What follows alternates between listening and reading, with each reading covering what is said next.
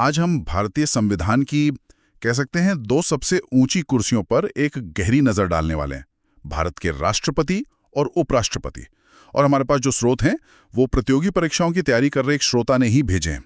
एक तो राष्ट्रपति पर बना एक जबरदस्त विजुअल माइंड मैप है, मतलब एक पेज पर पूरी कहानी, और दूसरा उपराष्ट्रपति के लिए कमाल की मेमोरी ट्रिक।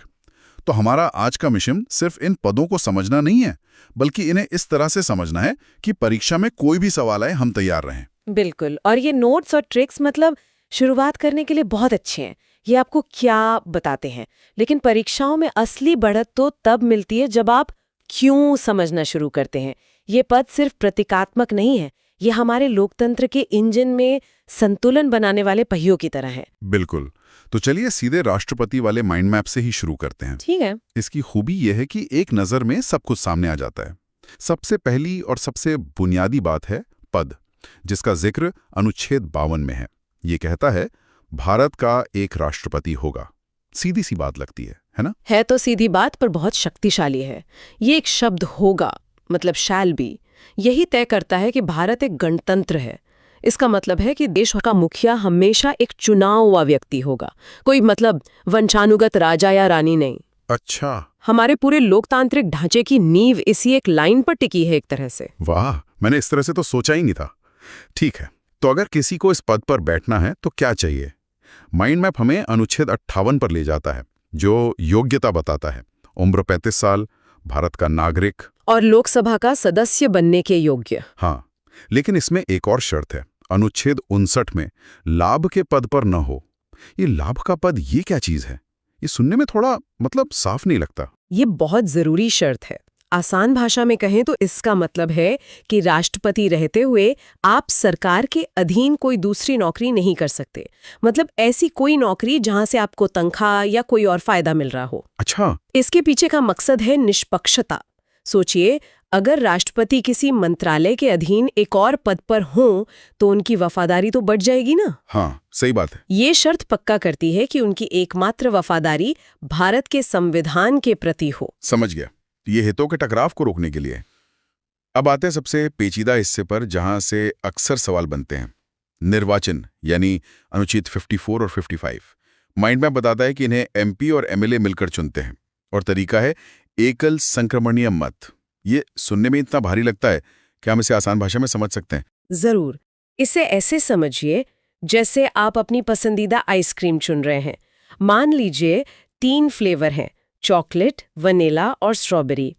आप सिर्फ ये नहीं बताते कि आपकी पहली पसंद चॉकलेट है, आप अपनी दूसरी पसंद जैसे वनीला और तीसरी भी बताते हैं। ठीक है। अब अगर चॉकलेट को जीतने के लिए जरूरी वोट नहीं मिलते तो उसे दौड़ से हटा दिया जाता है, पर आपका वोट बर्बाद नहीं होता, वो आपकी दूसरी पसंद यानी वनीला को चला जाता है। अरे वाह। राष्ट्रपति चुनाव में भी ठीक यही होता है। हर वोटर उम्मीदवारों को अपनी पसंद के हिसाब से रैंक करता है। इससे ये पक्का होता है कि जो भी जीते उसे ज्यादा से ज्यादा लोगों का समर्थन मिले। ये शानदार उदाहरण है, अभी हमेशा दिमाग में बैठ जाएगा। तो एक बार कोई चुन लिया गया तो अनुच्छेद 56 के हिसाब से उनका कार्यकाल 5 साल का होता है, और अनुच्छेद 57 कहता है कि वो कितनी भी बार पुनर्निर्वाचित हो सकते हैं। जी हाँ, इस पर कोई सीमा नहीं है। अब यहाँ एक बड़ा सवाल उठता है, जो माइंड मैप में भी हाईलाइट किया गया है। अनुच्छेद 53 ये कहता है कि राष्ट्रपति कार्यपालिका के प्रधान हैं, सारी शक्ति उनमें निहित होगी, लेकिन साथ में एक छोटा सा शब्द लिखा है, नाम मात्र की। क्या ये एक विरोधाभास नहीं है कि सारी शक्ति भी है और वो नाम मात्र की भी है? ये विरोधाभास नहीं है, यही भारतीय संसदीय प्रणाली का सार है। इसका मतलब है कि सरकार के सारे काम, सारे कानून, सारी संधियां राष्ट्रपति के नाम पर होती हैं। कागज पर तो वो सबसे शक्तिशाली हैं, लेकिन असल में वो अपनी इन शक्तियों का इस्तेमाल प्रधानमंत्री और उनकी मंत्रिपरिषद की सलाह पर ही कर सकते हैं। तो वो राष्ट्र के अध्यक्ष हैं, पर सरकार के मुखिया प्रधानमंत्री हैं। अच्छा, तो ये एक तरह का सेफ्टी वॉल्व है। बिल्कुल।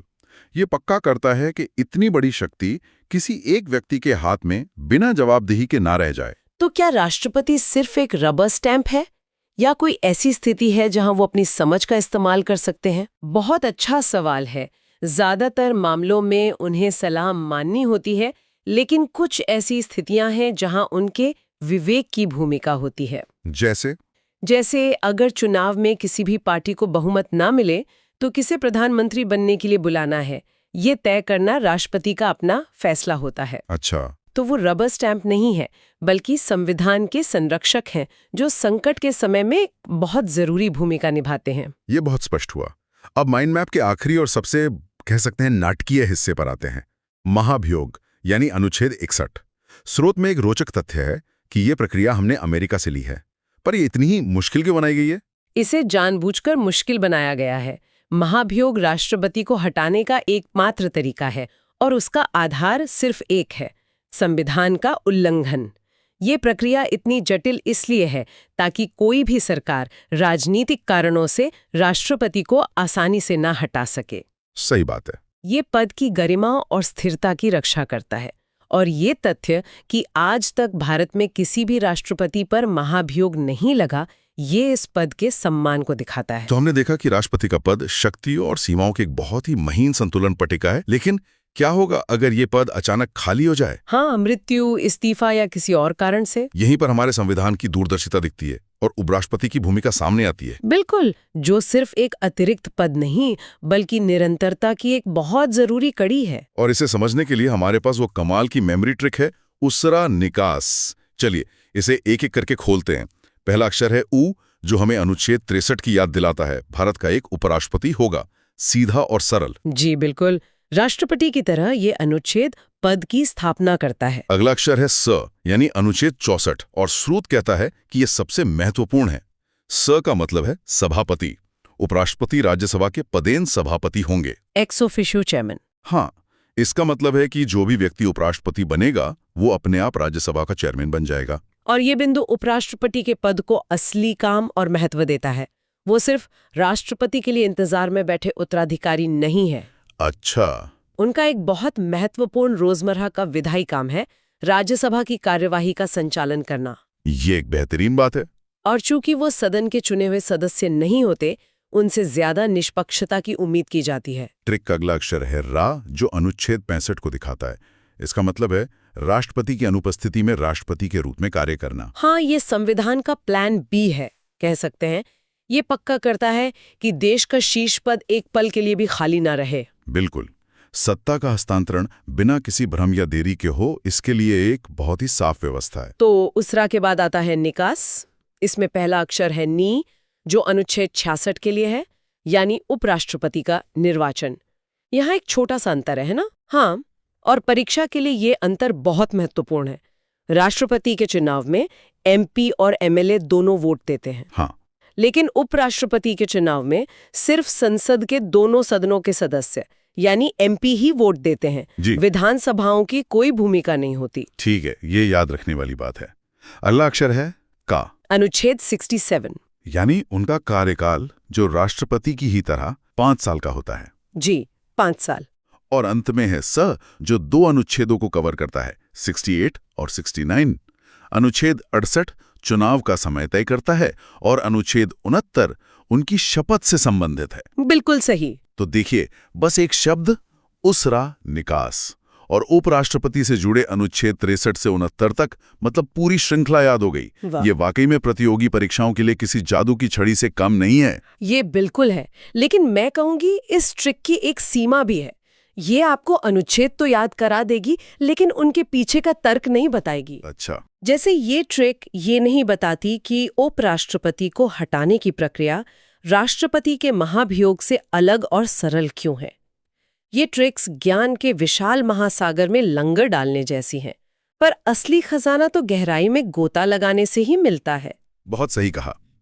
तो आज हमने 2 बहुत ही अलग लेकिन असरदार तरीकों से इन शीर्ष पदों को देखा। राष्ट्रपति के लिए एक विस्तृत विजुअल माइंड मैप जो शक्तियों के संतुलन को दिखाता है, और उपराष्ट्रपति के लिए उसरा निकास जैसी एक तेज और सटीक मेमोरी ट्रिक। तो इन सब का क्या मतलब है? इसका सीधा सा मतलब है कि संविधान जैसे जटिल विषय को समझने के लिए अलग अलग तरीकों की जरूरत होती है। कभी आपको बड़ी तस्वीर देखनी पड़ती है और कभी-कभी आपको स्मार्ट शॉर्टकट चाहिए होते हैं। और परीक्षा में सफलता इन दोनों के संतुलन में ही छिपी है।